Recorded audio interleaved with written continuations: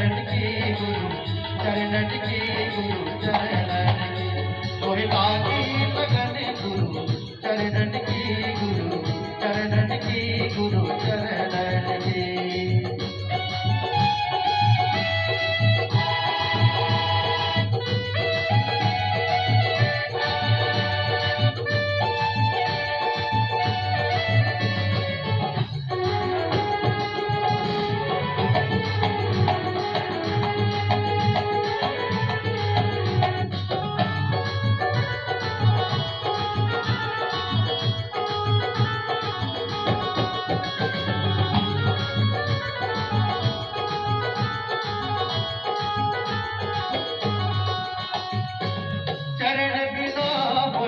कछुरे भाई जगमाया सब सपनन की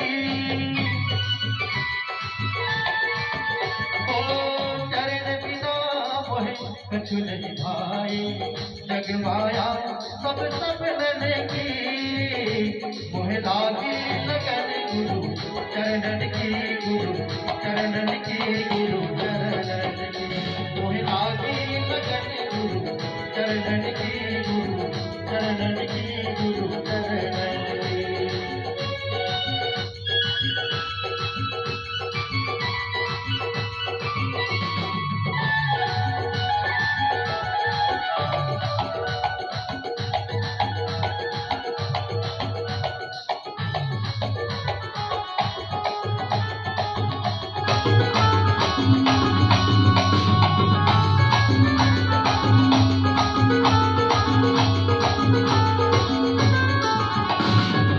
मीरा के प्रभु गिरधर नागर शरण गए प्रभु चरणन की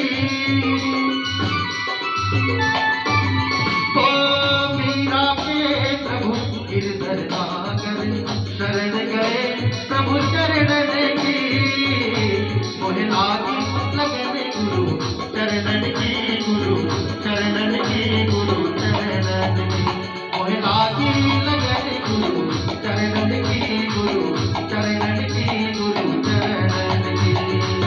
चरण बिना मोहे कछुरे भाई जगमाया सब सपनन की चरण बिना मोहे कछुरे भाई जगमाया सब सपनन की मोहे लागी लगन गुरु चरणन की गुरु चरणन की गुरु चरणन की मोहे लागी लगन गुरु चरणन की गुरु चरणन की गुरु चरणन की मोहे लागी लगन गुरु चरणन की गुरु चरणन की गुरु चरणन की मोहे लागी लगन गुरु चरणन की गुरु चरणन की गुरु चरणन की मोहे लागी लगन गुरु चरणन की गुरु चरणन की गुरु चरणन की मोहे लागी लगन गुरु चरणन की गुरु चरणन की गुरु चरणन की। बोले सदगुरु महाराज की जय, बोले वृंदावन बिहारी लाल की जय। विराजो आसन पे पधारो आसन पे ए जी आओ सतगुरु महाराज विराजो आसन पे पधारो आसन पे।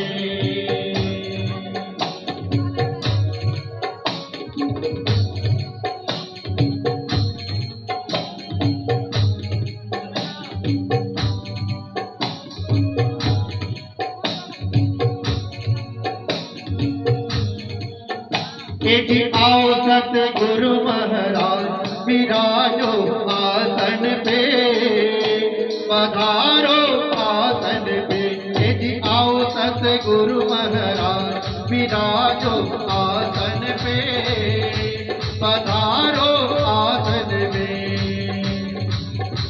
पधारो आसन में विराजो आसन में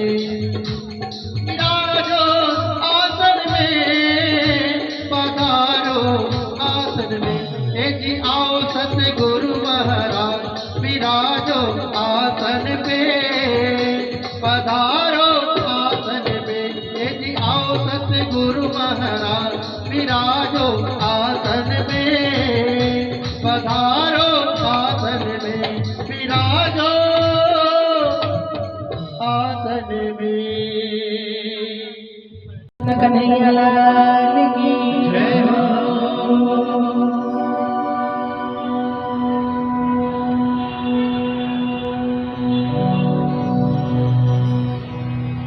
आवत आज सखी मन मोहन, आवत आज सखी मन मोहन, सुनि मोरे जिया हर साए हो वाला, सुनि मोरे जिया हर साए हो वाला, तोरण बांधन बांधे भवन में, तोरण बांधन बांधे भवन में, मोतियन चोला पुराए हो वाला, मोतियन चोला पुराए हो वाला, प्रेम पावलो ले जाड़ो पिया को, प्रेम पावलो ले जाड़ो धनी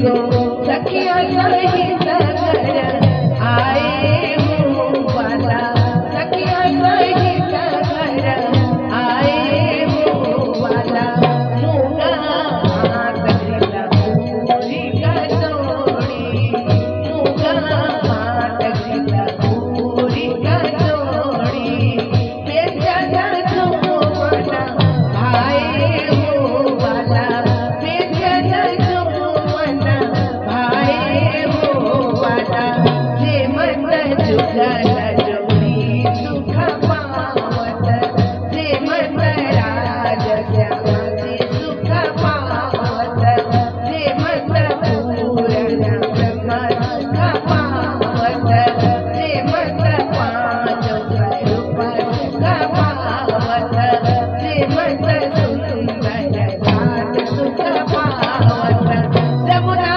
जल वाए हो वाला, जमुना जल वाए हो वाला, ले पीड़ी पिया से जब पधारे, ले पीड़ी पिया पलक पधारे, ज्ञान दास सुख पाए हो वाला, ज्ञान दास सुख पाए हो वाला, ज्ञान दास सुख पाए हो वाला। बोलो कथा भागवत की ओ गोपाल नगर के पावन धरा पर महोत्सव उत्सव के हरि के कथा में शुरू हो रही है कथा भागवत की। बोले वृंदावन बिहारी लाल की जय।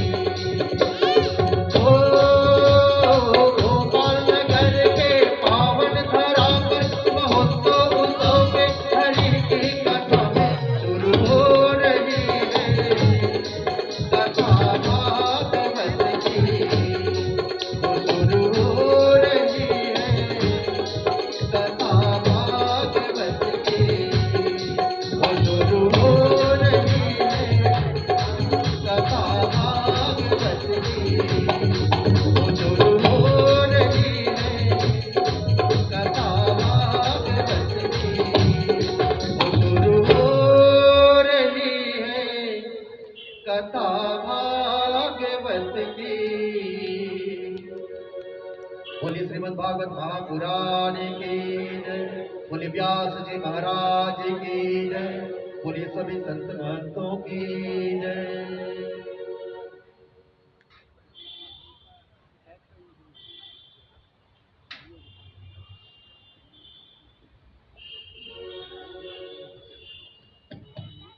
प्राणनाथ प्यारे की जय।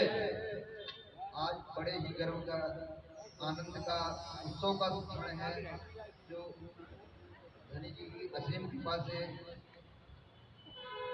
परम आदरणीय परम श्रद्धेय गुरु जी की परम पूजा आदरणीय पुजारी जी की विशेष प्रयास और आप सबके विशेष सहयोग से हमारे बीच साध्वी श्री कोकिला कुंज जी विराजमान हुई हैं और आप सब भक्तजन इनका भजन भागवत सदर्शक स्वागत करेंगे।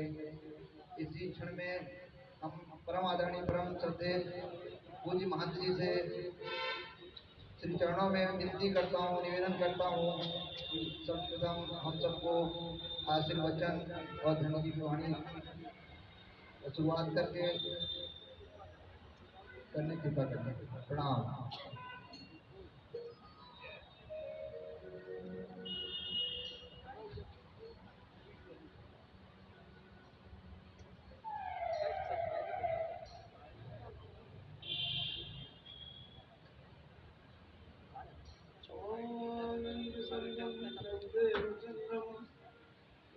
स्वरूपेणं पराभिजातं प्रविश्य प्राप्तं प्रियप्राणनाथं हरेशपूर्णं सततं नमामि। ब्रह्मप्रिया जागरणाय जाता सर्वस्य पाता भवसिंह त्राता विज्ञानदाता धर्मदाता दीने प्रबंधो शरणं प्रपद्ये।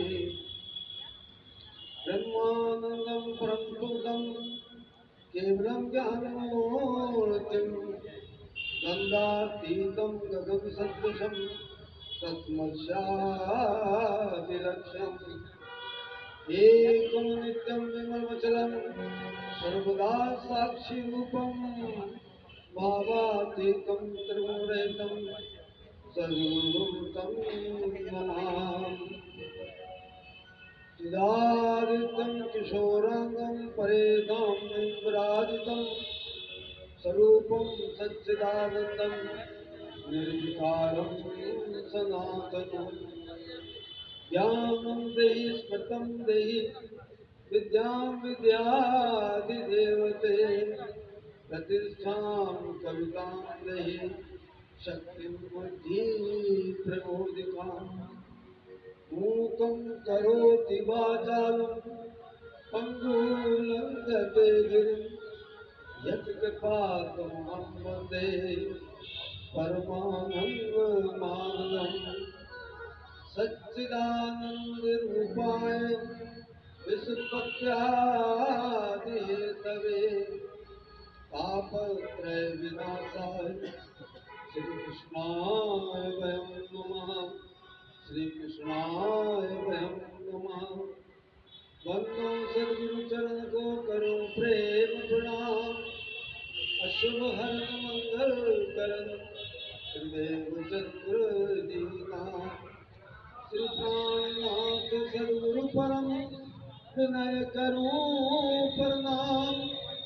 उमिरहि विकट कपाट सुमिरत जिनके नाम। नहीं विद्या नहीं तेज बल नहीं कछु ज्ञान विचार। नाथ कथा राम बियत नाथ मुराद हार। श्री प्राणनाथ निज मूलपति श्री महराज सुनाम।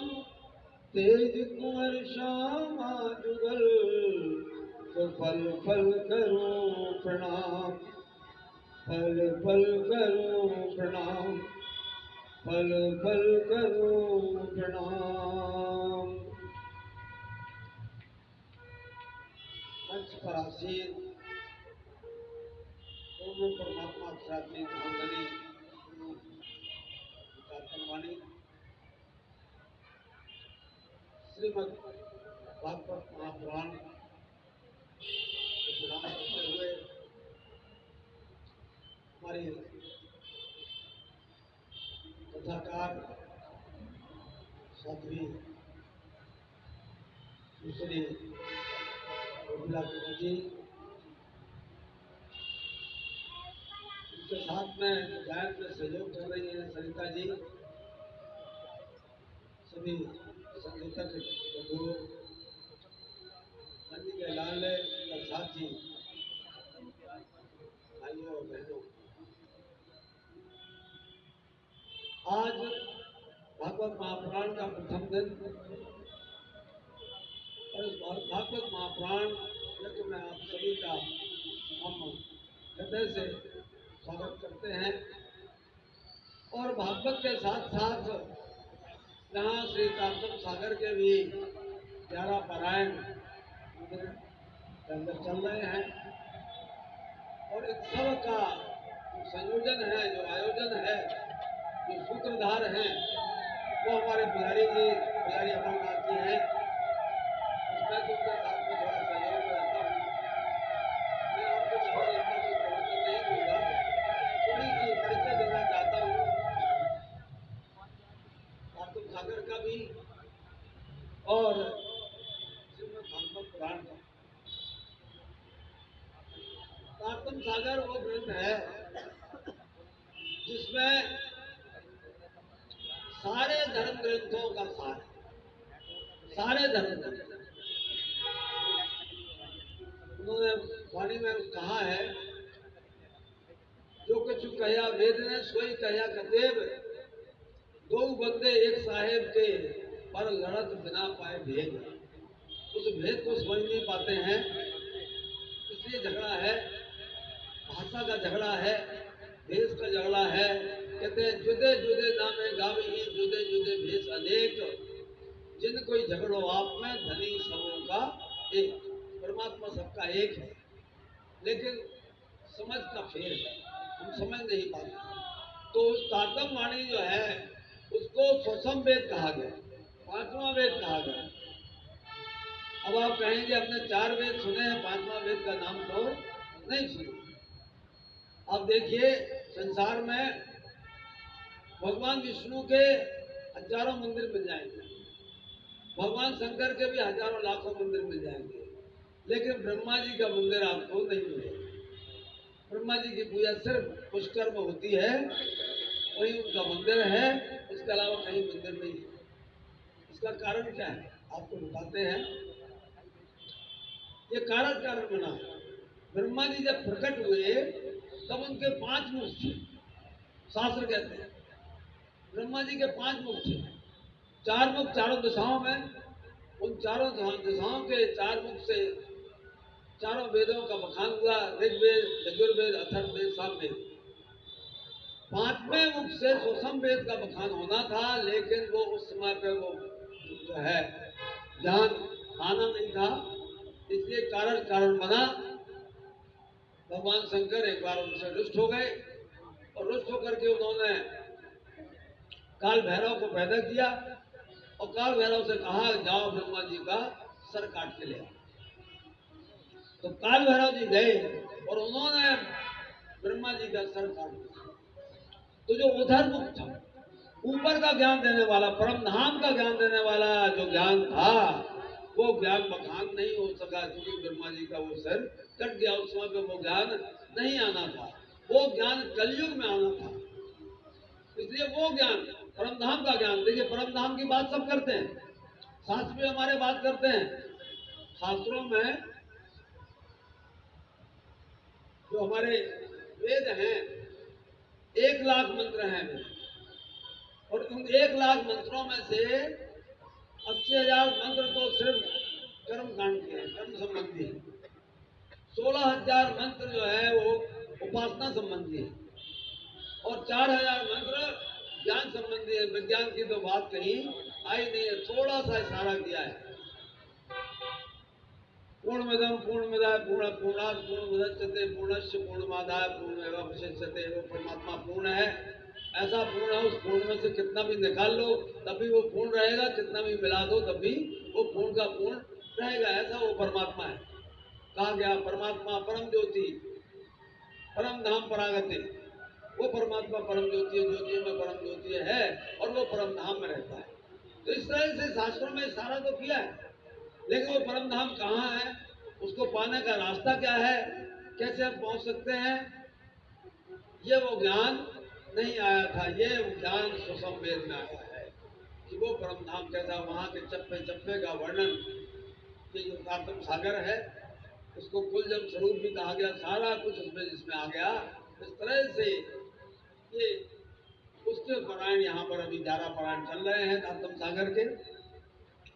और श्रीमद् भागवत पुराण, देखिए भागवत हमको क्या सिखाती है, सारे जो शास्त्र हैं हमारे, 4 वेद, 4 उपवेद, 6 शास्त्र, कितने उपनिषद और इतिहास ग्रंथ, महाभारत, 17 पुराण, इन सब का सार श्रीमद् भागवत पुराण। श्रीमद् भागवत पुराण हमें क्या देता है, देखिए भागवत, भा से भक्ति, गा से ज्ञान, वा से वैराग्य और ता से त्याग। भक्ति आएगी तो आदमी की रुचि ज्ञान की तरफ बढ़ेगी। परमात्मा को पाने के लिए ज्ञान की जरूरत है, तो ज्ञान की तरफ रुचि बढ़ेगी। और जब ज्ञान प्राप्त होगा तब उसके अंदर वैराग्य प्राप्त होगा, क्योंकि जब तक ज्ञान नहीं है, देखिए बड़ी विडंबना है हमारी। आप कोई अच्छा यहाँ पर कभी सम्मेलन करवा लें, कोई बहुत बढ़िया संगीत का कार्यक्रम कर लें, तो ये पूरा प्रांगण खचाखच भर जाएगा। लेकिन यहाँ भगवान की चर्चा हो रही है, परमात्मा का चर्चा हो रही है, यहाँ पर आपको भीड़ दिखाई नहीं देती। कितनी विडंबना है।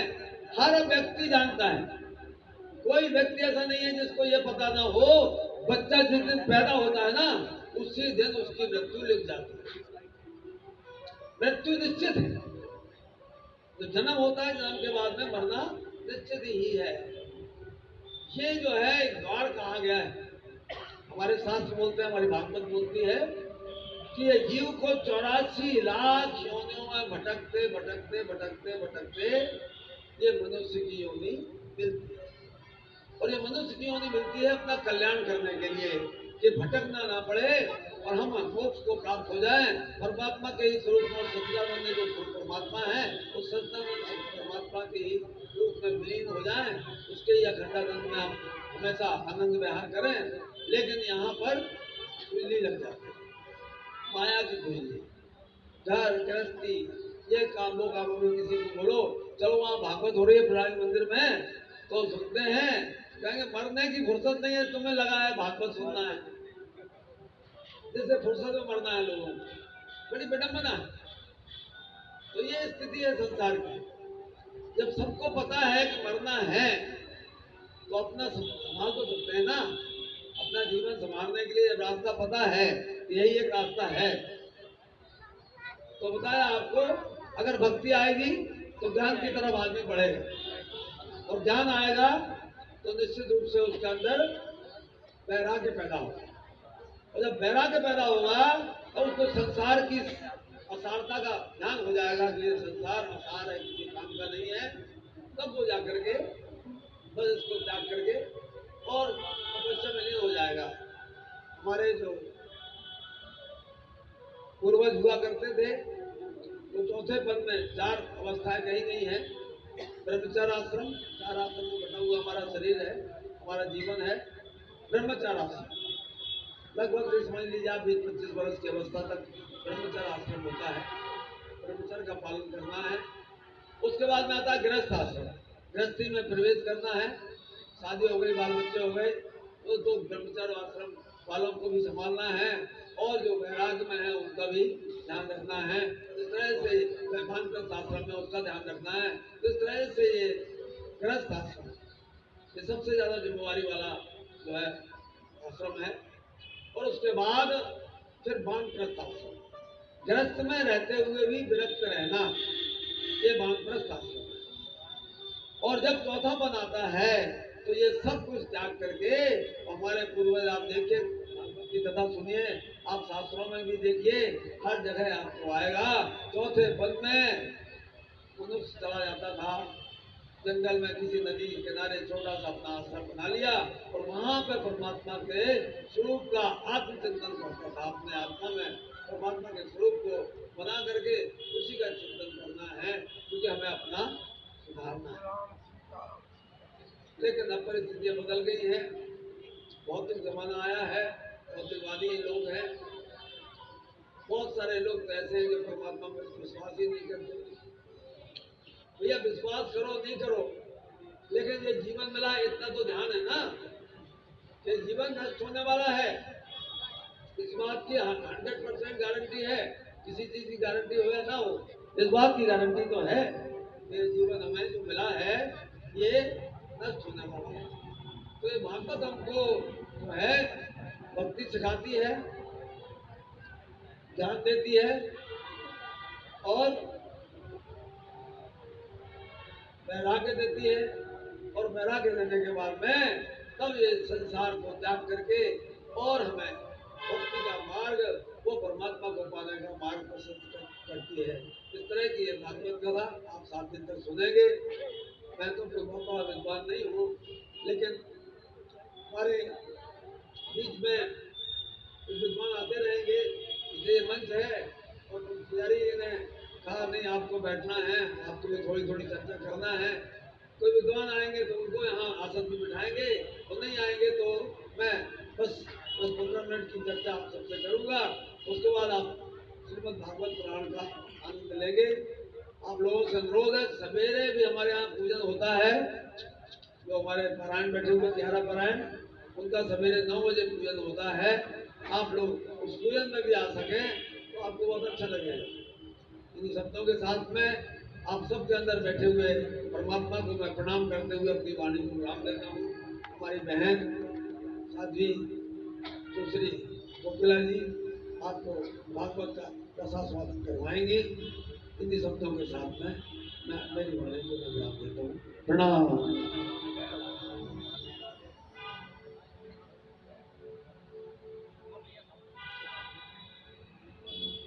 जय जय श्री राधे, जय जय श्री राधे, जय जय श्री राधे श्याम। सभी भक्तों से निवेदन की एक बार जोरदार जयकारा और ताली के साथ सेवा भाव प्रदान करते हुए बोलेंगे जय जय श्री राधे, जय जय श्री राधे, जय जय श्री राधे, जय जय श्री राधे। श्री राधे राधे गोविंद गोविंद राधे,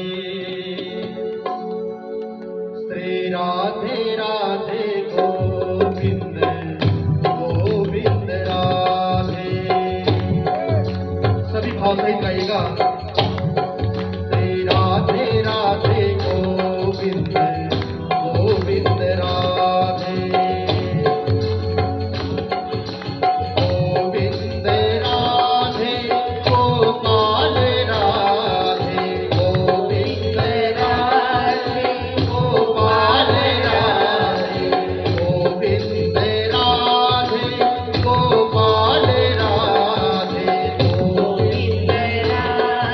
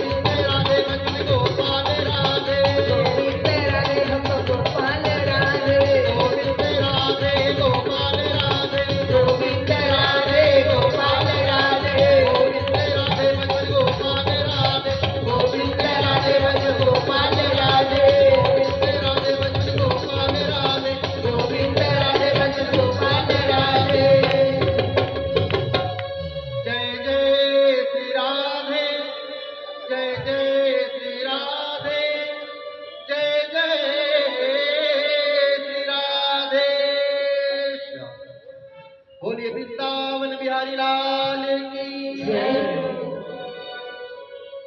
बोलो श्री कृष्ण कन्हैया लाल की जय।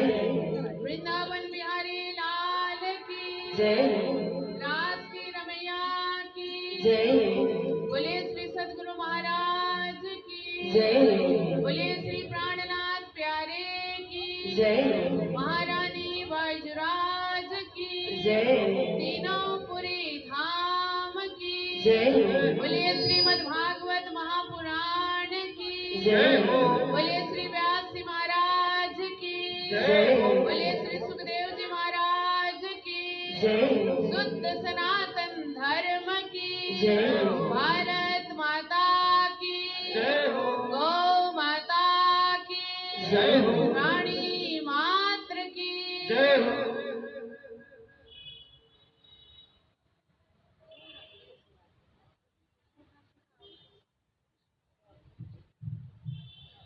आइए प्यारे भक्तवृंद, श्रीमद् भागवत कथा प्रसंग में प्रवेश करने पूर्व परब्रह्म परमात्मा के चरण में नमन वंदन भाव पुष्प अर्पण करते हैं।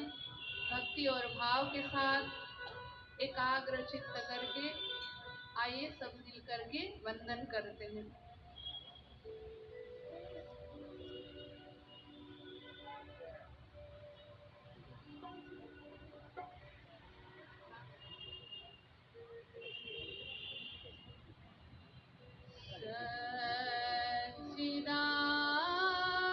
नंद रूपाय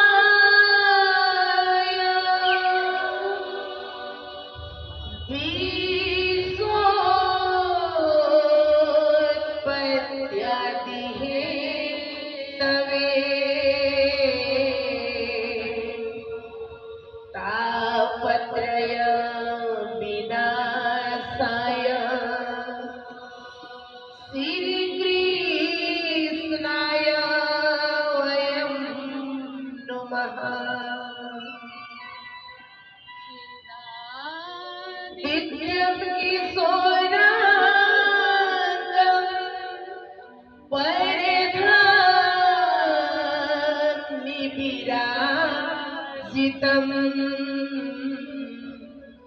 स्वरूपं सच्चिदानन्दं निर्विकारं सनातनम् वंशी विभूषितकरान् नवनीरदावा पीताम्बरधरुणबिम्बफलाधरुष्टा पूर्णेन्दुसुन्दरमुखादरवीन्द्रनेत्रा कृष्णात् परं किमपि तमहं न जाने। वरहापीडं नटवरवपु कर्णयो कर्णिकारम् विप्रदवासकनककपिशं वैजयन्ती समालम्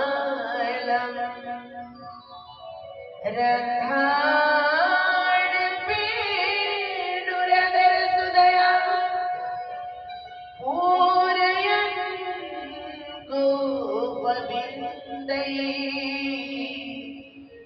विद्यारण्यं सपदरवणं प्यावीसद्गीतकीर्ति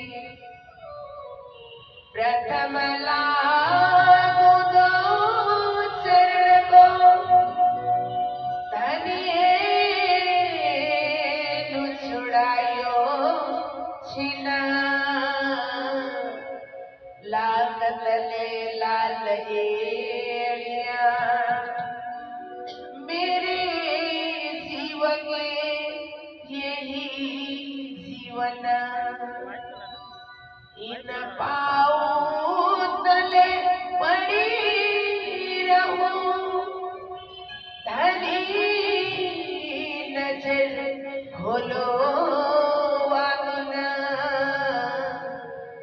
भलना वालों निरखो नेत्रे मेरे जीवन के यही जीवन।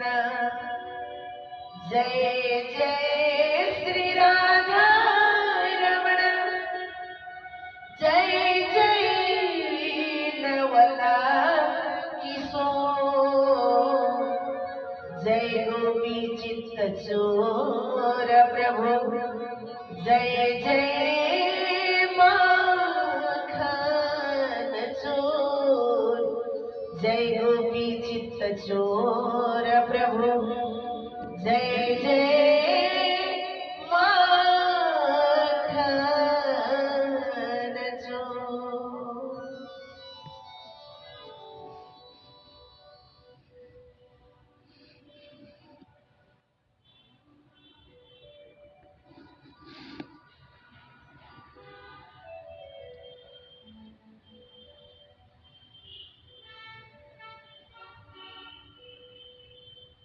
सर्व सृष्टि नियंता, सर्व प्राण आधार, अकारण करुणा वरुणालय, सच्चिद आनंदमयी, पूर्ण ब्रह्म परमात्मा की वांगमय प्रतिमूर्ति स्वरूप श्रीमद् तारतम सागर, उन्हीं पूर्ण ब्रह्म परमात्मा के लीला रसमय स्वरूप श्रीमद् भागवत महापुराण,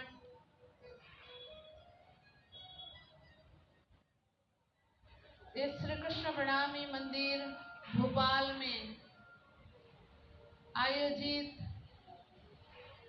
परब्रह्म परमात्मा की दिव्य वाणी, ब्रह्मवाणी, शाश्वत वाणी, श्रीमद् तारतम वाणी का 11वां पाठ पारायण एवं श्रीमद् भागवत महापुराण ज्ञान महायज्ञ में उपस्थित रहकर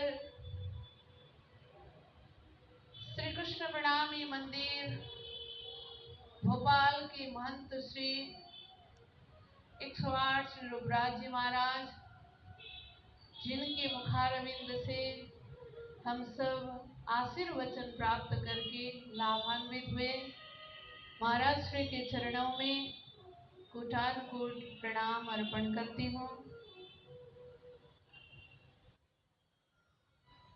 इस सुंदर कार्यक्रम के लिए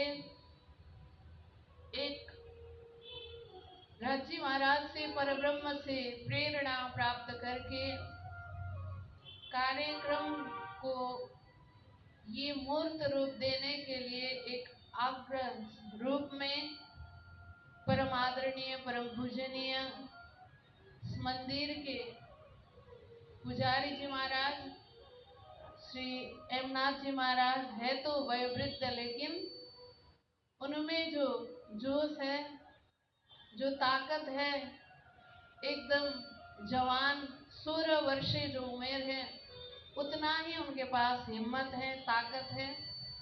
84-85 साल की उम्र में भी धनी की इतनी कृपा है उनके ऊपर, जो रात दिन धनी की सेवा आराधना में रहते हैं।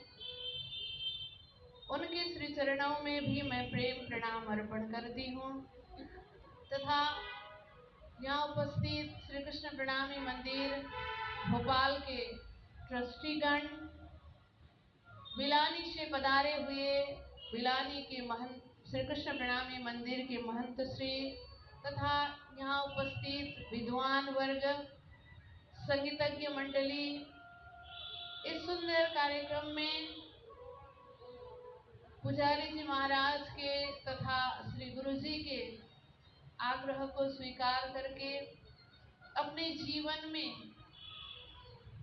परमात्मा का प्रेम का रस, भक्ति का रस भरकर आनंद को बढ़ाने के हेतु पधारे परब्रह्म परमात्मा के अति लाडले, अति प्यारे सुंदर साथ जी भक्त वृंद, आप सबके श्री चरणों में मैं प्रेम प्रणाम अर्पण करती हूँ। प्रणाम जी। प्रणाम तो मुझे जोर से चाहिए। प्रणाम जी। आप सबको बहुत बहुत आभार। आइए प्यारे भक्तवृंद, परब्रह्म परमात्मा के अति कृपा अनुकंपा हमारे ऊपर बरस रहे हैं। परमात्मा की कृपा को पाकर ही हम उनके सुंदर कथा प्रसंग में हम उपस्थित हुए हैं। तो हमारे तरफ से भी परमात्मा के श्री चरणों में आभार व्यक्त करना बनता ही है। तो आइए हम सब मिल करके उनके ही नाम का गान, उनके ही रूप का गान, उनके ही स्वरूप के गान करके अपने हृदय से परमात्मा के श्री चरणों में आभार व्यक्त करते हैं। आइए प्रेम के साथ, भक्ति के साथ। जय जय राधा मन पिया हो, जय जय राधा मन पिया हो, जय जय राधा मन पिया हो, जय जय राधा मन पिया हो, जय जय राधा मन पिया हो, जय जय राधा मन पिया हो, पिया हो धनी मोर, पिया हो धनी मोर, पिया हो राधे बोल, पिया हो राधे बोल, जय जय राधा जय जय राधा मन पिया हो, जय जय राधा मन पिया हो, जय जय राधा मन पिया हो, जय जय राधा मन हरि बोल।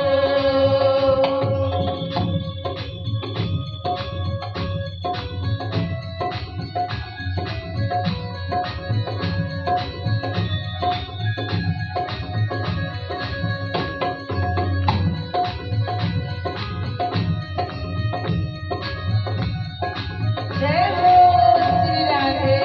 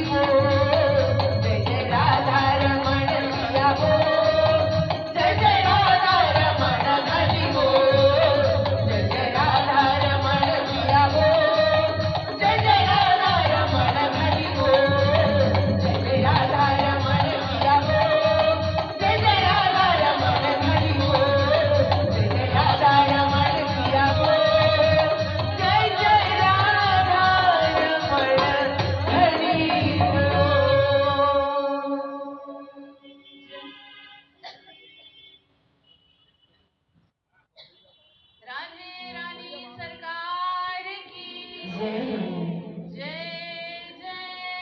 श्री राधे, जय जय श्री राधे। श्रीमद् भागवत कथा प्रसंग में हम प्रवेश कर रहे हैं। श्री गुरु जी के मुखारविंद से श्रीमद् तारतम सागर की महिमा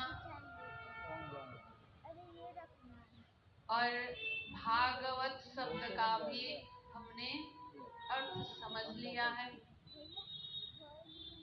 श्रीमद् भागवत समस्त शास्त्रों का सार है। संपूर्ण शास्त्र का सार श्रीमद् भागवत को माना जाता है। शत्र पुराण रचना करने के बाद भी व्यास जी महाराज के मन में शांति मिली नहीं। तब फिर उनको नारद जी के माध्यम से प्रेरणा मिला तो श्रीमद् भागवत की रचना हुई है। प्रसंग हम श्री गुरु जी के मुखारविंद से श्रवण कर रहे थे कि पूरा वेद में भी 80,000 मंत्र में कर्म कांड का व्याख्या किया गया है। पुराण में भी इन्हीं विषयों को सरलीकरण करके बताया गया है। जब व्यास जी महाराज को पता चला कि जिन परमात्मा ने हमें ऐसी सुंदर मेधा दी, बुद्धि दिया, सामर्थ्य दिया, उस परमात्मा का तो हमने गुण ही नहीं गाया। उस परमात्मा के विषय में हमने किसी को कुछ भी परिचय नहीं दिया। उनके नामों का, उनके लीलाओं का, उनके स्वरूप का वर्णन तो हमने किया ही नहीं, तो शांति कहाँ से मिलेगी। तब उन्होंने श्रीमद् भागवत की रचना की। भाति यति सर्वलोकेषु गतिर्यस्य अलौकिकी वरिष्ठ सर्वशास्त्रेषु तरणीर्यस्य भवाम्बुधौ।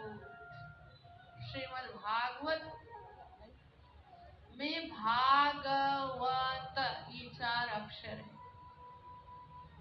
भा दीप्तौ प्रकाश, भा जो शब्द है, भा जो है दीप्तो अर्थ में, प्रकाश अर्थ में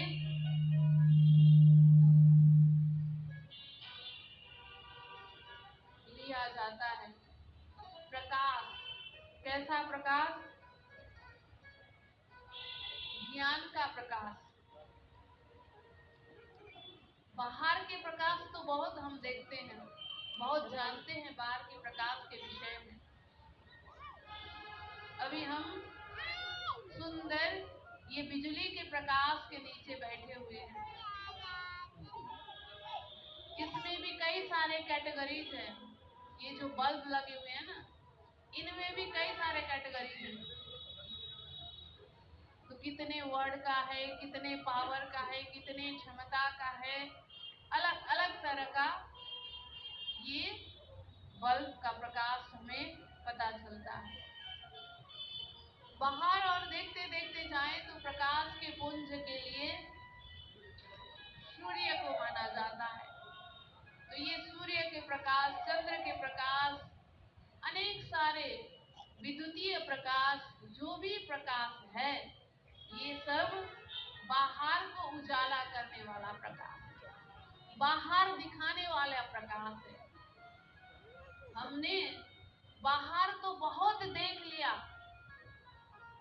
बाहर के अंदर, बाहर को बहुत झांका, बहुत देखा, बहुत निहारा, लेकिन हमारे से चुप कहाँ हो रही है कि हमने जहाँ देखना था, जहाँ निहारना था, जहाँ ढूंढना था, वहाँ तो हमारी नजर गई ही नहीं है।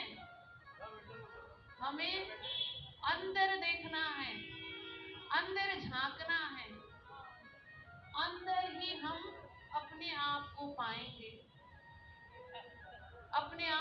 निहारने के लिए हम दूसरों से पूछते हैं, सजते धजते मेकअप वेकअप करते हैं तो पूछते हैं हम कैसे लग रहे हैं, हम कैसे दिख रहे हैं, हम कैसे हैं।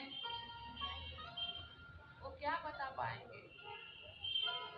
चमड़े का चमक बता देंगे, मेकअप का चमक बता देंगे, पोशाक का डिजाइन बता देंगे, लेकिन हम कैसे हैं कोई नहीं बता पाएगा। हम कैसे हैं ये हमको खुद को जानना है, खुद को देखना है।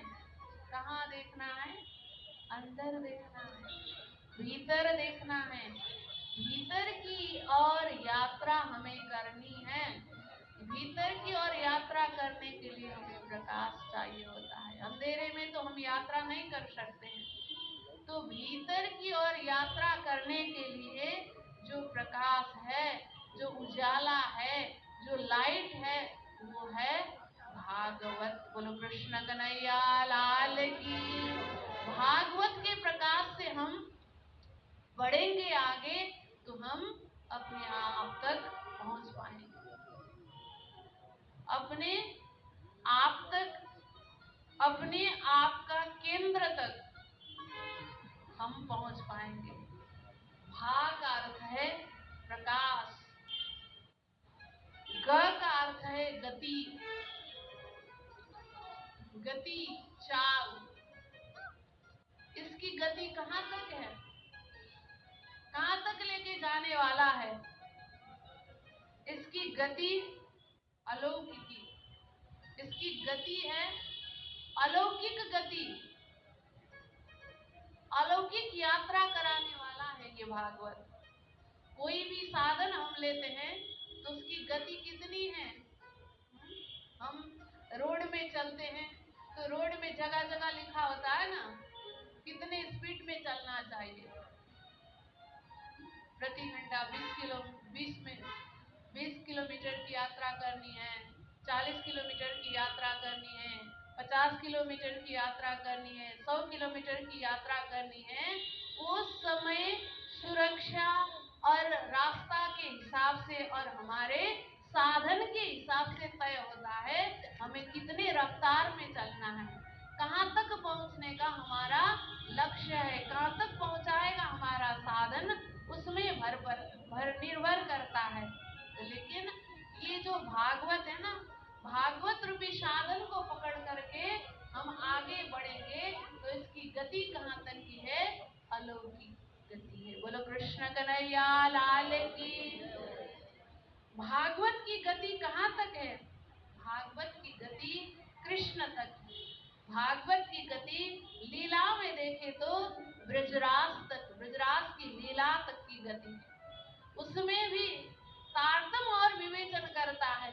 ब्रजराज की बातें आती है तो श्रीमद् भागवत केवल ब्रजराज की ही बात नहीं करता है, श्रीमद् भागवत अखंड ब्रजराज की बात करता है। बोलो कृष्ण कन्हैया लाल की। ये अखंड ब्रजराज शब्द, ब्रजराज के सामने में जो अखंड शब्द आया है, इसको पकड़ करके अगर भागवत के प्रकाश से आगे बढ़ेंगे तो बेहद तक का यात्रा भागवत के माध्यम से होता है।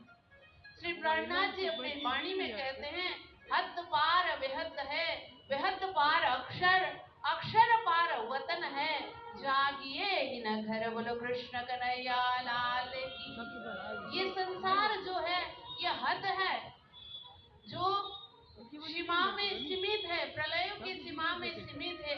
आत्यंतिक महाप्रलय में जो सब नाश होता है, ये सारा का सारा सब एरिया है, ये हद है।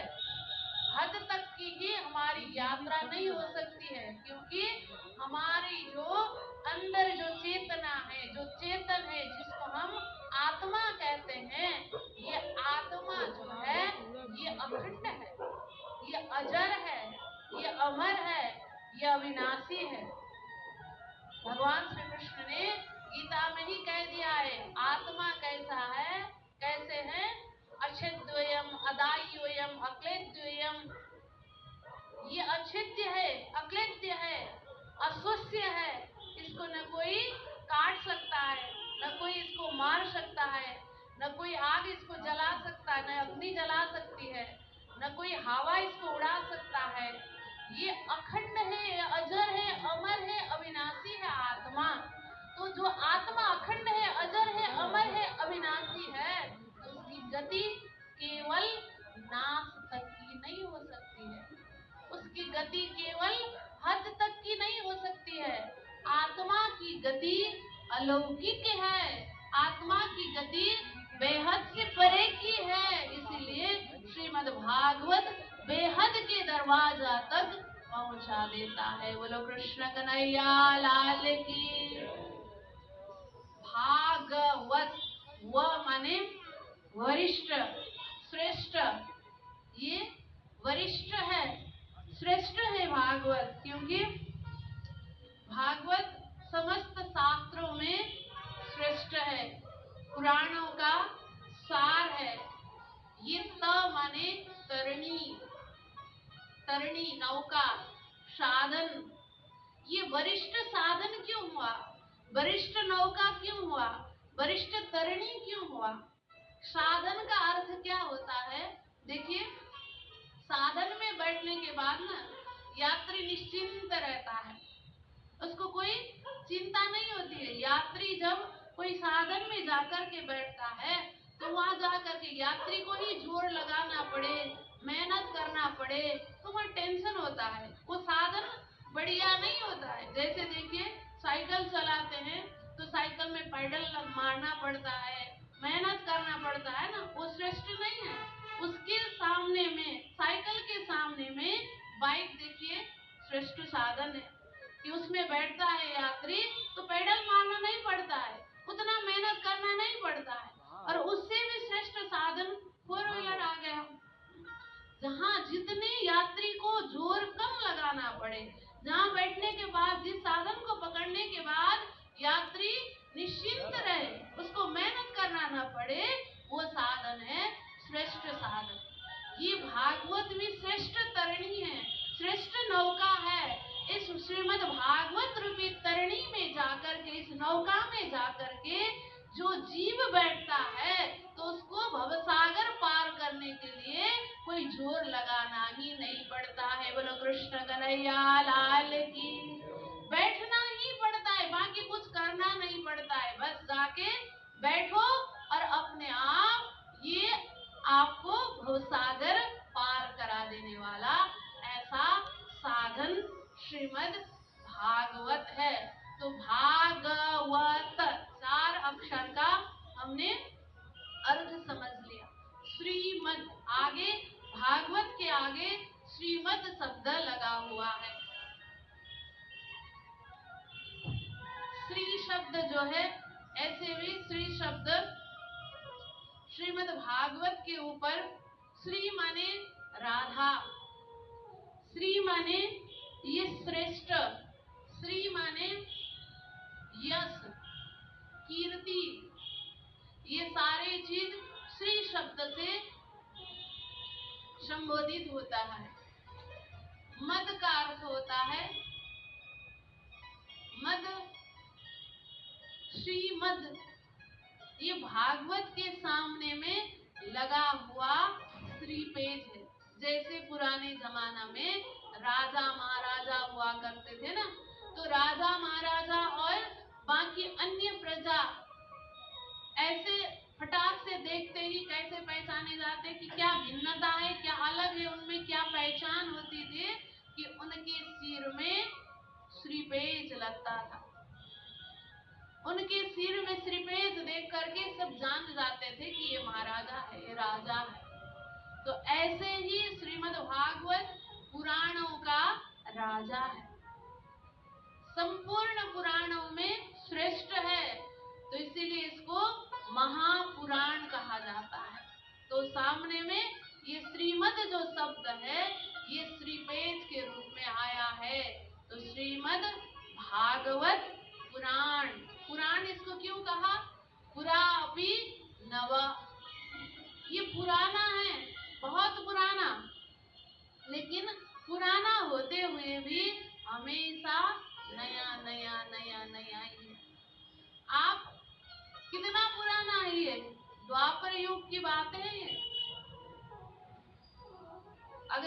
रचना की बात करें तो हम कब की बात है?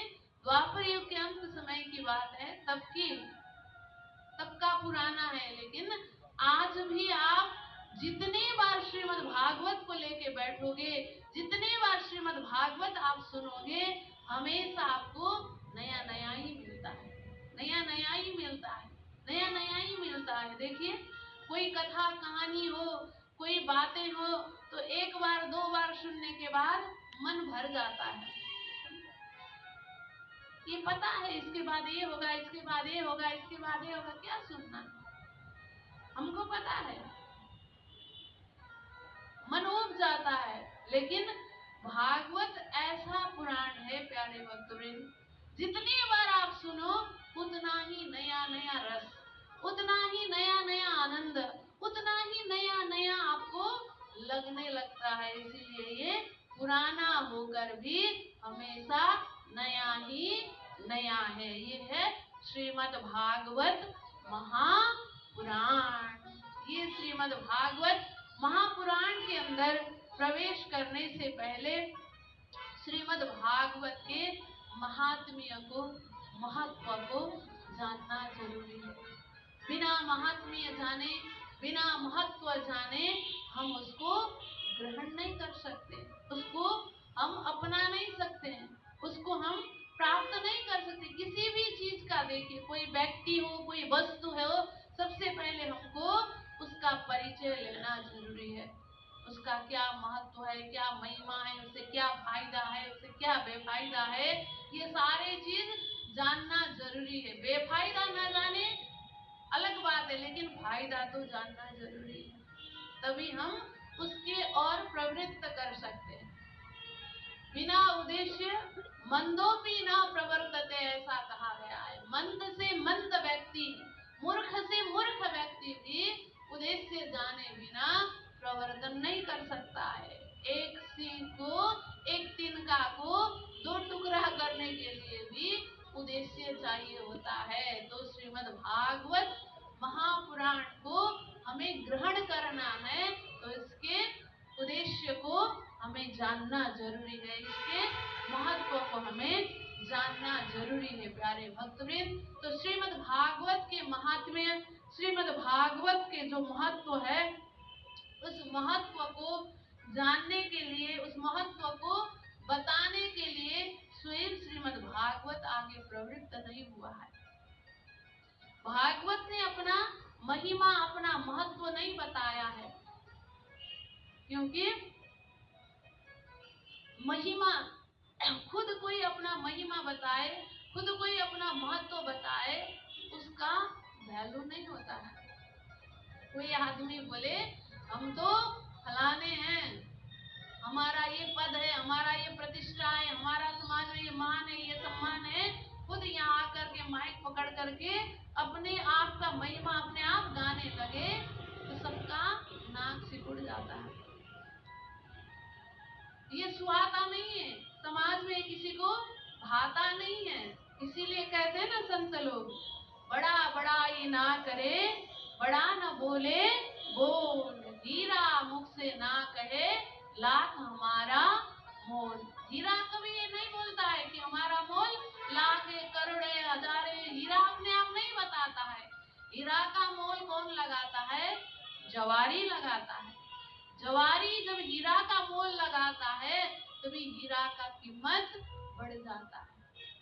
बिना जाने उसका कोई मोल तोल भाव नहीं कर सकता है। देखिए, हीरा बोलते मुझे एक प्रसंग याद आया कि एक गरीब महिला थी, किसी के घर में झाड़ू पोछा का काम करती थी, झाड़ू पोछा बर्तन का काम करती थी। उसका एक छोटा बच्चा था, 4-5 साल का। तो कभी उसी बच्चा को लेकर के जाती थी, जहाँ काम करने जाती थी, तो वो काम करती थी, बच्चा खेलता था। एक दिन बच्चा उनके ही फूलों की बगिया में खेल रहा था। खेलते खेलते उसको एक चमकदार पत्थर मिला, बहुत चमकीला था। तो उसने देखा सारे पत्थरों में से अलग है, उसको अच्छा लगा, तो उठा के लेके आया और अपनी माँ को दिखाया, माँ देखो ना, ये कितना सुंदर पत्थर है, बड़ा चमकीला है, बड़ा सुंदर है। उठा के लेके आया, तो माँ ने देखी ये तो कोई साधारण पत्थर नहीं है, पक्का ये कोई कीमती चीज है, ये हीरा ही होगा। सुना था उसने हीरा के विषय में, हीरा ही होगा उसको लगा। लेकिन अब इसको बोलूं तो बाबू ये हीरा है, मैं बोलूं तो ये चिल्लाएगा, तो घर के लोगों को पता चलेगा तो ये अपने हाथ से छीना जाएगा।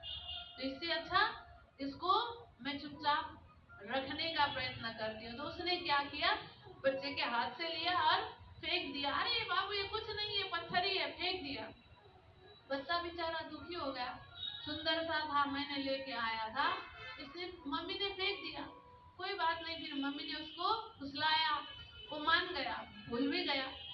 लेकिन उसके अंदर तो भाव है, जब काम वाम खत्म करके जल्दी से उस पत्थर को लेकर के वो गई एक सुनार के पास। सुनार के पास गई और सुनार को दिखाया उसने, भैया देखो ना मेरे पास हीरा है, इसका कितना पैसा दोगे मुझे, कितना मोल लगाओगे इसका, ये आप रख लो, मुझे जितना हो उतना पैसा दे दो। तो सुनार के मन में भी लोभ आ गया, ये हीरा क्या समझेगी, क्या जानेगी, इसके अंदर सोने का तो कोई पहचान नहीं है, हीरा क्या समझ पाएगी। उसने भी उस औरत के हाथ से, उस स्त्री के हाथ से वो ले लिया और देखे बहन करके देखा, ऐसे उलट पलट के और फेंक दिया झट से। बहन ये तो कोई नहीं है, मामूली सा पत्थर है, तुमको ऐसा भ्रम हो गया, फेंक दिया। फिर अब उसके मन में लालच था, स्त्री तो दुखी हो गई, अपने नसीब में नहीं था, कहाँ मैं हीरा समझ रही थी करके वो चली गई। फिर थोड़ी देर बाद में जब वो गई तो उसको तो समझ था, वो सुनार ने उसको पकड़ लिया और जवारी के पास गया और जवारी को दिखाया कि देखो मैं हीरा लेकर के आया हूँ, इसका मोल लगा लो कितना है। तो जवारी के मन में भी लोभ आ गया कि ये तो जानता तो नहीं है, पहचानता तो नहीं है ये हीरा है, ये हीरा तो असली हीरा है। अगर इसको पहचान होता तो ये बोलता ये टाइप का हीरा है और इसका मोल इतना होना चाहिए, बोलता। लेकिन ये नहीं बोल रहा है तो इसको भी समझ नहीं है, तो वो तो जान गया कि इसका मोल क्या है। उसने भी उस सुनार के हाथ से लिया और उसको ऐसे कहा कि ये कोई कीमतीला चीज नहीं है, कोई हीरा नहीं है, ये भ्रम हो गया तुमको। देखो सृष्टि में हर चीज का नकली होता है, पौधा भी देखो, भाजी भी देखो, आजकल वो बथुआ भाजी और मेथी भाजी मिलता है ना आजकल बाजार में, और मेथी भाजी का वैसा ही हम सकल दूसरा एक पौधा, एक झाड़ होता है, सेम होता है। हाँ, जो नहीं जानते हैं ना उनको समझ में नहीं आएगा कि ये मेथी भाजी है कि नहीं, केवल उसको लेकर के मसल करके सूंघेंगे तो उसमें सुगंध नहीं होता है, मेथी भाजी में जो सुगंध होता है। प्रकृति में हर चीज डुप्लीकेट होता है, तो ये भी कोई डुप्लीकेट चीज है, तुम तो फंस गए इसमें, ये हीरा हीरा नहीं है करके उसने पकड़ करके फेंक दिया। फिर वैसे अब वो तो चला गया, लेकिन कोई ऐसे व्यक्ति थे जो सारे घटना देख रहे थे, शुरू से ही देख रहे थे, कोई विज्ञ व्यक्ति। तो जब उसने वो फेंक दिया, वो सुनार गया, बाद में जब वो उठाने गया वो जवारी, तो वो हीरा, वो पत्थर था, जो हीरा था वो 4 टुकड़ा हो गया। उसने उठा करके लेके आया 4 टुकड़ा हाथ में। तो जो व्यक्ति देख रहे थे उन्होंने आकर के देखा तो 4 टुकड़ा हो गया। उन्होंने पूछा उस हीरे से, वो महात्मा थे, तो उन्होंने पूछा कि अरे हीरा, तुमको जब एक बच्चा ने उठाया, उसकी माँ ने फेंक दी, तो तुम थोड़े से भी चटक भी नहीं गए। फिर दोबारा सुनार ने उठाया, उसने फेंका, तब भी तुम्हारे में कोई चटक नहीं आया, तुम साबुत जैसे के तैसे थे, कोई क्रैक नहीं हुए तुम। लेकिन जब ये जवारी ने फेंका तो तुम 4 टुकड़े में क्यों परिणत हो गए, क्यों तुम फट गए, क्यों 4 टुकड़े हो गए। तब वो हीरा कहता है, देखिए वो स्त्री थी, वो अनजान थी, उसको मेरा मोल भाव कीमत कुछ भी पता नहीं था, उससे मुझे कुछ दुख नहीं हुआ। वो सुनार था, वो भी मुझे नहीं जानता था, मेरा मोल भाव नहीं जानता था, इसीलिए मुझे कुछ असर नहीं हुआ, बेचारे अनजान है। लेकिन ये जो जवारी है ना, ये तो मुझे जानता है ना, मुझे पहचानता है, मेरी कीमत को जानता है। मेरी कीमत को जानने के बाद भी इसने एकदम फिजूल के तरफ समझ करके इसने मुझे फेंक दिया, इसलिए मेरा सीना फट गया, टुकड़ा टुकड़ा हो गया। प्यारे भक्तवृंद, ऐसे ही संसार में कई सारे लोग हैं, कई सारे प्राणी हैं, 84 लाख योनियां हैं, उनमें से भी कोई परमात्मा की ओर ना बढ़े, परमात्मा को न जाने, परमात्मा की कीमत को न समझे, श्रीमद् भागवत की कीमत को न समझे, तो कुछ फर्क नहीं पड़ता है। जो मनुष्य है वो मनुष्य जानता है मुझे किसने बनाया है, ये सृष्टि किसने बनाई है, और मेरे अंदर प्राण भरने वाला कोई है, मेरे अंदर की चेतना को संचालन करने वाला कोई है। ये जानते हुए भी जब ये मनुष्य उस परमात्मा को अनदेखा करता है, उसको अनसुना करता है, तो उस समय उसका भी दिल फट जाता है। बोलो कृष्ण कन्हैया लाल की। ध्यान देना, जब उसका दिल फटता है तो हमारा हाल क्या होता होगा। प्यारे भक्तवृंद, तो इसीलिए संभलना चाहिए, समझना चाहिए कि हमें जो कीमत पता है उसको संभल करके, संभार करके, संजो करके रखना चाहिए। तो आइए ऐसे श्रीमद् भागवत महापुराण के अंदर जो पर भागवत की महिमा गाई है, तो भागवत की महिमा को हम आगे जानेंगे। उससे पहले ये अवसर हमें परमात्मा ने दिया है, तो परमात्मा के मोल, परमात्मा के तौल, परमात्मा की कीमत, परमात्मा के स्वरूप, ये सारी चीज को हमें जानना जरूरी है। प्यारे भक्तवृंद, तो श्रीमद् भागवत में परमात्मा के परिचय को बताया। सबसे पहले मैं बोल रही थी श्रीमद् भागवत की महिमा स्वयं भागवत ने नहीं गाया है, श्रीमद् भागवत की महिमा पद्म पुराण ने गाया है। भागवत का क्या महत्व है, क्या महिमा है, क्योंकि गोस्वामी तुलसीदास जी क्या कहते हैं, जानिए बिनु होए नहीं प्रतीति, बिना प्रतीति होए नहीं प्रीति। जब तक हम किसी चीज को जानते नहीं तब तक उसके प्रति विश्वास नहीं बढ़ता, जब विश्वास जब तक नहीं बढ़ता तब तक प्रेम नहीं हो सकता है। तो प्रेम करने के लिए, प्रेम बढ़ाने के लिए हमें सबसे पहले विश्वास बढ़ाना जरूरी है। विश्वास बढ़ाने के लिए परिचय होना जरूरी है, बिना परिचय विश्वास नहीं हो सकता। विश्वास होने के लिए परिचय होना जरूरी है। पहली बार जब हम यहाँ आए तो क्या किसी के साथ कोई प्रेम नहीं था, बस हम एक बाबा को जानते थे, बाबा हमको जानते थे। कभी कभार गुरु जी को कई प्रोग्राम में, फंक्शन में देखते थे, दूर से प्रणाम करते थे, लेकिन कोई परिचय नहीं था। जब हम यहाँ आए, पहले बार आए, मिले, सबसे थोड़ा थोड़ा परिचय हुआ, फिर दोबारा दूसरी बार आए तो और परिचय और गहरा हो गया, परिचय के साथ साथ विश्वास हो गया, और विश्वास के साथ साथ अब प्रेम हो गया। तो हम इस बार जब आए तो हमारा ये चौथी बार आना हुआ। बोलो कृष्ण कन्हैया लाल की। ये क्या है, देखिए तो प्रेम की गहराई कितनी होती है। अब कहीं भी जाते हैं, भोपाल नाम सुनते हैं तो आप सबका चेहरा, आप सबका प्रेम, आप सबका सद्भाव दिल में अपने आप उतरने लगता है। नाम से ही, केवल जगह का नाम से ही ये सब होने लगता है। क्यों? ये प्रेम की गहराई का असर है। तो ऐसे ही प्यारे भक्तवृंद सुंदरचार्य जी, तो श्रीमद् भागवत के महात्मा ज्ञान की महिमा में प्रवेश करने से अब इसके प्रति हमारा प्रेम बढ़ता है। प्रेम जब बढ़ता है ना, तो प्रेम ऐसा अनोखा चीज है, प्रेम होने के बाद फिर उसके बिना रहा नहीं जाता है। उसके लिए, उससे मिलने के लिए अब कोई चीज दीवार नहीं, कोई चीज रुकावट नहीं बन सकता है। जब प्रेम हो गया ना, तो कहीं से भी, कैसे भी, न शरीर का रुकावट, न व्यवहार का रुकावट, न परिस्थिति का रुकावट, कोई भी चीज की रुकावट नहीं बनती है। आज प्रेम नहीं है तो प्रेम न होने के कारण रुकावट आते हैं, थोड़े थोड़े बहाने मिले तो बस रुक गए।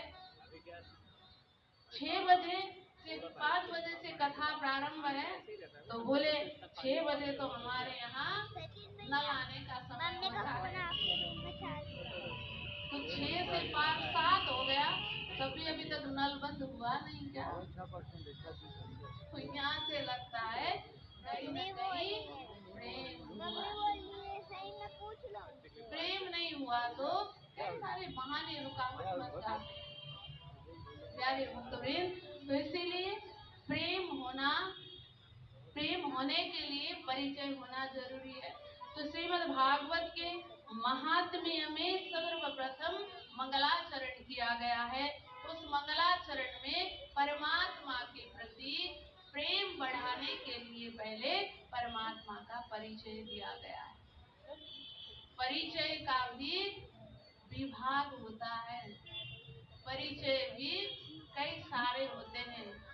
सबसे पहला परिचय होता है नाम का परिचय, रूप का परिचय, सामर्थ्य का परिचय, स्वभाव का परिचय। देखिए तो परिचय कौन, फलना नाम आता है तो फलना कई सारे फलने हैं। जैसे उदाहरण में कोई प्रकाश, कौन प्रकाश, यहाँ बहुत सारे प्रकाश है, कौन प्रकाश, तो क्या बोलेंगे? वो लंबा लंबा प्रकाश, वो ठीकना ठीकना प्रकाश, वो काले काले प्रकाश, वो गोरे गोरे प्रकाश। देखिए ये क्या है? ये रूप का परिचय होता है। अब वही से काले काले प्रकाश भी बहुत है, तो कौन सा प्रकाश? बहुत सारे काले प्रकाश है हमारे गांव में, हमारे मोहल्ला में, हमारे शहर में, तो कौन से काले प्रकाश? तो फिर क्या बोलना पड़ता है? फिर सामर्थ्य का परिचय देना पड़ता है। वो दुकान वाला प्रकाश, वो फलने स्कूल का टीचर प्रकाश, वो फलना इंजीनियर प्रकाश, वो फलना डॉक्टर प्रकाश, वो फलना ऑफिस का ऑफिसर प्रकाश। ये क्या है? सामर्थ्य का परिचय। फिर सामर्थ्य के परिचय भी पर्याप्त नहीं होता है, उतने में से भी फिर उसके अंदर गहराई में जाकर के एक परिचय होता है, वो स्वभाव का परिचय। तो यहाँ पर वो सारे तरह से परमात्मा का परिचय दिया है। श्रीमद् भागवत के मंगल महात्म्य का मंगलाचरण में क्या कहते हैं? सच्चिदानंद रूपाय विश्वोत्पत्त्यादि हेतवे तापत्रय विनाशाय श्री कृष्णाय वयम नुमः। परमात्मा कौन है? क्या नाम है उनका? तो उनका नाम क्या बताया? श्री कृष्ण। उनका नाम है कृष्ण। कृष्ण नाम बताया। तो कृष्ण कैसे हैं? कृष्ण कैसे हैं? सांवले सांवले, घुंघराला बाल, पीतांबर धारण किए हुए, अधर में मुरली धारण किए हुए, या तो कमर में मुरली धारण किए हुए, त्रिभंग ललित स्वरूप, मोटी मोटी आंखें। श्री कृष्ण का स्वरूप बड़ा ही सुंदर स्वरूप है, बड़ा ही प्यारा स्वरूप है कृष्ण का। बांके बिहारी का जो स्वरूप है बड़ा ही मन को भाने वाला स्वरूप है। कृष्ण बोलते ही मन में एक आकर्षण उत्पन्न होता है, मन एकदम खुदकने लगता है, कहाँ है, ऐसा अनुभव होने लगता है। बड़ा ही प्यारा, बड़ा ही मनभावन स्वरूप श्री कृष्ण का है। आइए एक बार श्री कृष्ण की प्रेम भरी छटा का स्वरूप का पहले दर्शन करते हैं, फिर आगे की ओर परिचय में बढ़ते। आइए भजन के माध्यम से। जरी की पगड़ी बांधे सुंदर आँखों वाला, जरी की पगड़ी बांधे सुंदर आँखों वाला, कितना सुंदर लगे बिहारी, कितना लगे प्यारा, कितना सुंदर लगे बिहारी, कितना लगे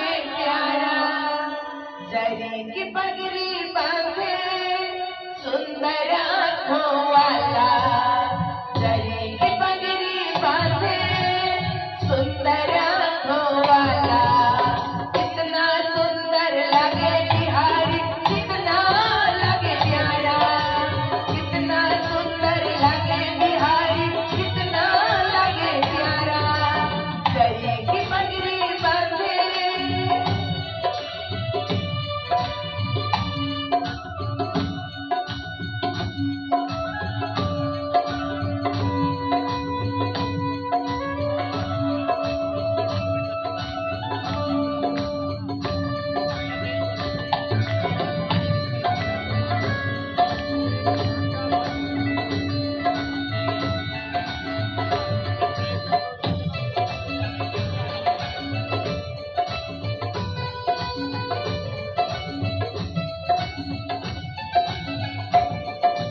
कानों में कुंडल साजे, सिर मोर मुकुट विराजे,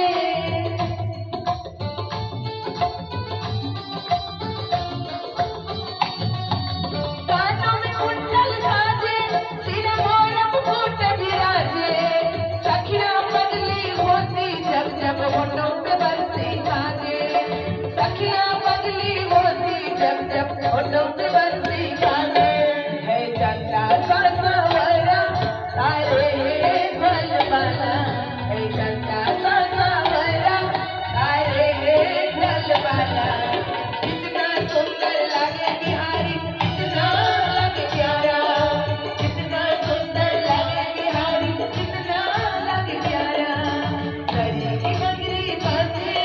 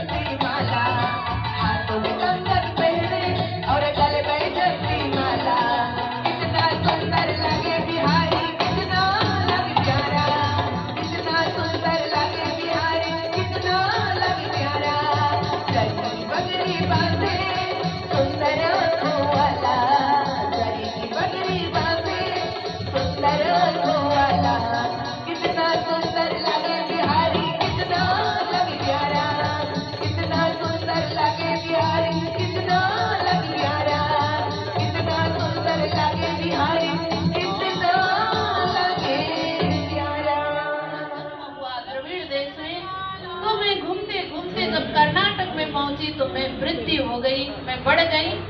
तो फिर जब मैं महाराष्ट्र में पहुंची तो मुझे सम्मान मिला, हुआ मैं सम्मानित हो गई। फिर घूमते घूमते जब मैं गुजरात प्रांत में गई तो मैं जीर्ण शीर्ण हो गई। तो अब जब फिर मैं वहां से बड़ा दुखी होकर के जब मैं वृंदावन में आई, वृंदावनम पुनः प्राप्य नवीनेन स्वरूपिणी, जब मैं वृंदावन में आई तो मुझे नवीन स्वरूप प्राप्त हुआ, मैं तरुणी बन गई। लेकिन दुख की बात ये है नारद जी, ये जो मेरे पुत्र है ये तो बेहोश हो गए, जीर्ण शीर्ण अवस्था में है, वृद्ध हो गए हैं। और मुझे इसी बात का दुख है, मैं माँ होकर के तरुणी हूँ लेकिन मेरे जो पुत्र है वो वृद्ध है और वृद्ध में भी ये बेहोश पड़े हुए हैं, इसी बात से मैं दुखी हूँ। तो नारद जी कहते हैं चिंता मत करो, आपकी जो समस्या है वो समाधान हो जाएंगे, आप चिंता मत करो। तो कहते कैसे, वर्षे वर्षे क्रमात् जाता मंगलानापि दृश्यते। हे नारद जी, दिन प्रतिदिन जो मंगल है वो कम होता जा रहा है इस धरती में। कली के प्रभाव से धरती में ज्ञान भक्ति वैराग्य का कोई भी जगह है ही नहीं। वृंदावन में आई तो थोड़ा सा भक्ति का माहौल मिला, लेकिन ज्ञान और वैराग्य के लिए कोई जगह ही नहीं, कोई भाव नहीं देता है, कोई सम्मान नहीं करता है, कोई नहीं अपनाता है ज्ञान को और वैराग्य को। तो इसीलिए मेरे दोनों बालक है ये वृद्ध है, मैं इस कारण से बड़ा दुखी हूँ। अगर ऐसा ही रहा तो मैं तो इस वृंदावन को भी छोड़ करके, इस देश को ही छोड़ करके मैं तो विदेश का यात्रा गमन करूंगी, विदेश जाऊंगी। नारद जी समझाते हैं, हे भक्ति मैया आप चिंता मत करो, आपका जो दुख है उसका निवारण मैं जरूर करूंगा। नारद जी बैठते हैं बगल में और आकर के उनको बुलाते हैं, ज्ञान को और वैराग्य को बारी बारी से बुलाते, अरे ज्ञान उठो, अरे वैराग्य उठो, बार बार बुलाते हैं, उठते नहीं है। नारद जी उन सबको फिर वेद का पाठ करके सुनाते हैं, पुराणों का पाठ करके सुनाते हैं, उपनिषद का पाठ करके सुनाते हैं, फिर गीता पाठ करते हैं। गीता पाठ है मोहर मोहर, बार बार गीता का पाठ करके सुनाते हैं। एक बार उठते हैं दोनों गीता का पाठ सुन करके, फिर जमाई लेते हैं, फिर सो जाते हैं, जगते नहीं, जैसे के तैसे अवस्था में आते हैं। नारद जी परेशान हो गए, क्या करूं, कैसे जगाऊं इनको, कैसे ज्ञान और वैराग्य को तरुण करूं, कैसे करूं। तो उसी समय में आकाशवाणी हो जाती है, अरे देवर्षि नारद सत्कर्म करो, सत्कर्म करो, सत्कर्म करो। नारद जी सोचने लगे ये सत्कर्म क्या है। अब नारद जी ने भक्ति को कहा आप चिंता मत करो, मैं कुछ न कुछ उपाय लेके आऊंगा। नारद जी वहां से निकल पड़े सत्कर्म के खोजी में। वृंदावन में जितने भी संत महंत ऋषि महर्षि सबको पूछते ये सत्कर्म क्या है, किसको सत्कर्म कहते। मैंने वेद का पाठ किया, गीता का पाठ किया, उपनिषद का पाठ किया, शास्त्रों का पाठ किया, क्या ये सत्कर्म नहीं था। ये सत्कर्म क्या है, इसके खोज में नारद जी वृंदावन को छोड़ करके हरिद्वार के तरफ जाते हैं। हरिद्वार में भी सारे संत महंतों को पूछते हैं। कोई संत पहले ही नारद जी को देख करके हाथ खड़ा कर देते, अरे हम नहीं जानते, आप स्वयं ब्रह्मा जी के पुत्र होकर के जो बात नहीं जानते हैं हम कैसे बताएं आपको। कोई उसी समय भाग जाते हैं, नारद जी आएंगे, सत्कर्म क्या है पूछेंगे, हम इतने वर्षों से साधना कर रहे हैं, अगर ये जवाब भी नहीं दे पाएंगे तो शर्म की बात होगी। इसीलिए वो लोग भाग करके तीर्थ यात्रा के लिए निकल जाते हैं। कई लोग कहते हैं चुपचाप रहते, हमारा मन व्रत है, हम कुछ नहीं बोलते हैं। तो सारे हरिद्वार में भी छान मार के नारद जी पहुंच जाते हैं बद्री विशाला क्षेत्र में, बद्री का आश्रम में। और नारद जी ने वहां जाकर के 4 शनकादिक से जब ये सारी बात बताई, मैं इस कारण से यहाँ आया हूँ, हे भैया लोग अब आप ही बताइए क्या करना। तो 4 शनकादिक कहते हैं माँ चिंता कुरु देवर्षि हर्षं चित्ते समावह। हे देवर्षि चिंता मत करो, आप कोई चिंता की बात नहीं है, कोई चिंता की विषय नहीं है। आप चिंता मत करो, उपाय सुख साध्यत्र वर्तते पूर्व वही, एकदम सरल सा उपाय है, आप चिंता मत करो। तो जब उन्होंने ये कहा तो नारद जी आश्चर्यचकित होते हैं कि मैंने इतना सब मेहनत किया, इतना परिश्रम किया, और ये कहते कोई एकदम सरल सा उपाय है, एकदम झटपट से हो जाएगा, क्या है ऐसा उपाय? तो चार शनकादिकों ने कहा श्रीमद् भागवत लाप सतु गीत सुकादि, आप श्रीमद् भागवत का आयोजन करो, सप्ताह श्रीमद् भागवत की कथा आप सुनाओ, सारा काम हो जाएगा। शनकादिक ने नारद जी को सारा व्यवस्था बताया, काम करना कैसे करना।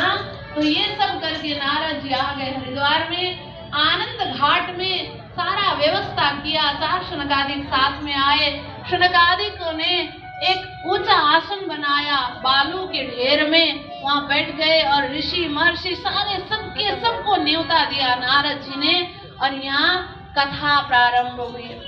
श्रीमद् भागवत की कथा हरिद्वार में आनंद घाट में प्रारंभ होने लगे।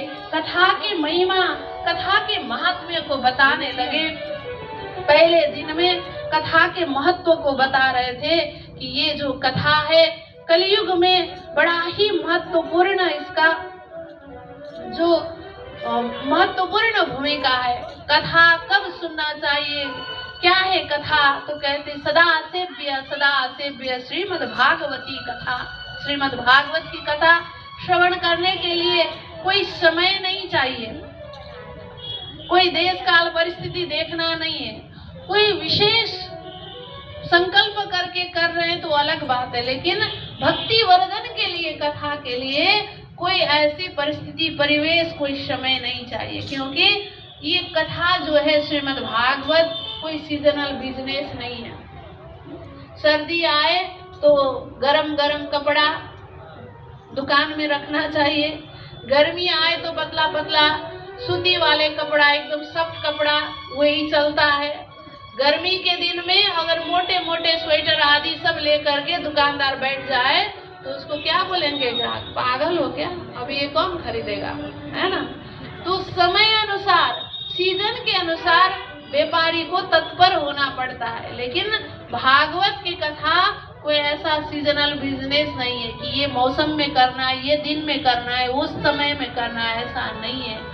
जब समय मिले, जब फुर्सत मिले, जब भी मन हो तभी सदा सेव्य श्रीमद् भागवती कथा यस्य श्रवण मात्रेण हरिश्चित्र समाश्रय।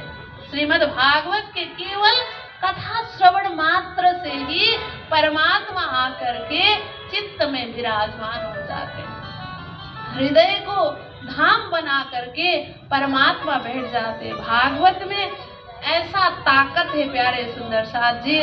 श्रीमद् भागवत कथा भागवत तस्यापि नित्यम भवति यद गृहे, जिसके घर में श्रीमद् भागवत की कथा, श्रीमद् भागवत का पाठ, श्रीमद् भागवत के महिमा गान जिसके घर में होता है, उसका घर हमेशा के लिए तीर्थ बन जाता है। इतना सामर्थ्य है भागवत में। तो इस तरह से भागवत की महिमा, भागवत के महात्म्य बता ही रहे थे चार शनकादिक लोग। उसी समय कथा के मंडान के बीच में वहाँ सब देवल ऋषि लोग सब बैठे हुए हैं, सारे 33 कोटि देवी देवता सबका वहाँ पर कथा में श्रोता रूप में आगमन हुआ है। तो उसी समय में कथा के बीच में एक बड़ा ही सुरीला कीर्तन धुन करते हुए, नाचते हुए एक ग्रुप आकर के कथा मंडान में प्रवेश करता है। बड़ा ही उत्साह के साथ, बड़ा ही आनंद के साथ वो कथा मंडान में प्रवेश करते हैं। तो वहाँ बड़ा ही एक आनंद का माहौल बनता है। तो आइए श्रीमद् भागवत की कथा में हरिद्वार में आयोजन किया गया, कथा के प्रभाव से वहाँ वृंदावन में सोए हुए ज्ञान वैराग्य जग गए। ज्ञान वैराग्य में वो सामर्थ्य मिला, वहाँ से वृंदावन से नाचते हुए हरिद्वार के उस कथा मंडान में प्रवेश करते हैं। तो आइए हमारे हृदय में भी किस किस के हृदय में सोए हुए ज्ञान वैराग्य जिनके भक्ति जग गए वो सब मिल करके इस कथा मंडान में प्रवेश करके नाचेंगे। आइए बोलो कृष्ण कन्हैया लाल की। भज राधे गोविंद भज राधे गोविंद भज राधे गोविंद भज राधे गोविंद भज राधे गोविंद भज राधे गोविंद भज राधे गोविंद भज राधे गोविंद गोविंद गोविंद गोविंद राधे राधे गोविंद गोविंद गोविंद गोविंद राधे राधे गोविंद राधे गोविंद राधे गोविंद राधे गोविंद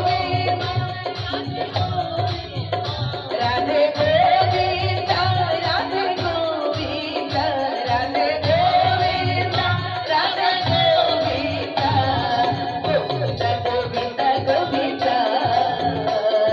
राधे राधे गोविंद गोविंद गोविंद गोविंद राधे राधे गोविंद।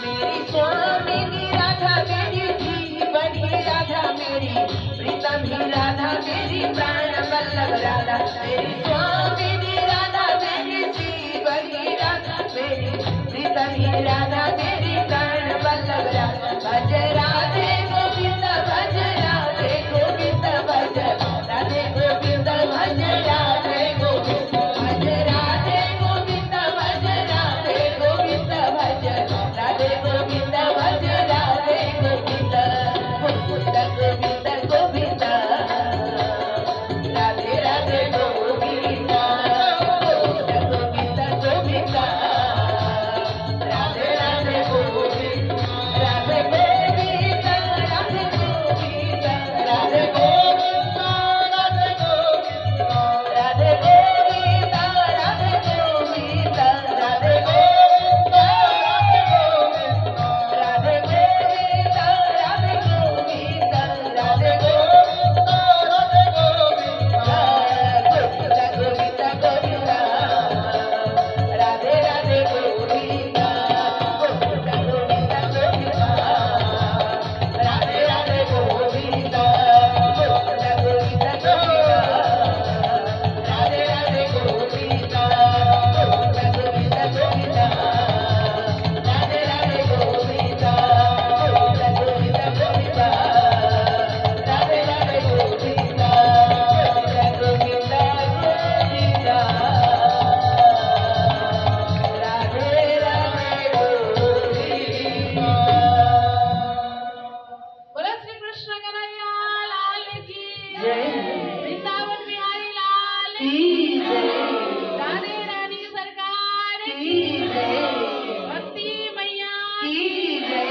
बोले श्री सद्गुरु महाराज की जय। बोले श्री प्राणनाथ प्यारे की जय।